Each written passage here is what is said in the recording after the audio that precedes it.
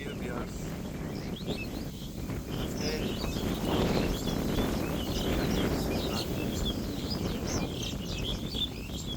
এবং আর হচ্ছে এটা যেটা সমস্যা করে সেটা হচ্ছে চিপস পোকা আর হচ্ছে লিপ মাইনার। যদি দেখায় এটা হচ্ছে পাতাটা আক্রান্ত হচ্ছে লিপ মাইনার।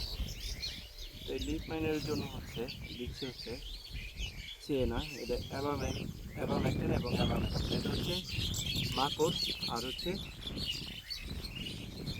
এই লিপ মাইনর বা ম্যাপ পোকা অথবা লেদা পোকার জন্য কাজ করবে এই সিয়েনা। এটা অটোকপ কোম্পানি। এটা 15 লিটার পানিতে 1 প্যাকেট দেবো। আবার যদি বলি 15 লিটার পানিতে 1 প্যাকেট।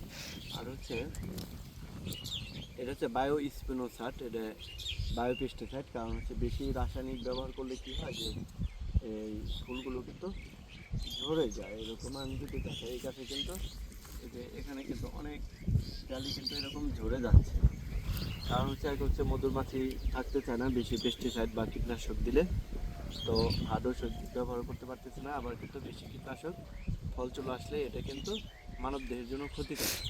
কারণ হচ্ছে একটা পেস্টিসাইড দেওয়ার পর কিন্তু 1 সপ্তাহ ওয়েট করা লাগে শশা। তো সেই পর্যন্ত কিন্তু ওয়েট করা আমাদের সম্ভব না।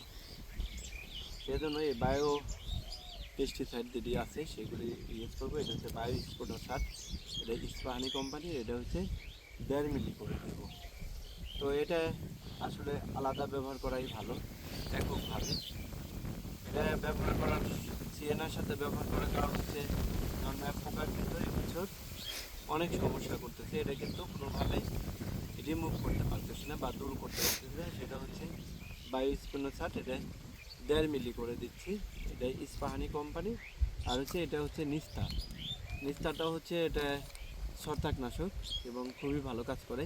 আমি যেভাবে দিছিলাম এই গাছগুলোতে, প্রথম দিছিলাম হচ্ছে নিস্তার, তারপরে দিছিলাম হচ্ছে জ্যাম্পু। জ্যাম্পুটাও ভালো কাজ করে।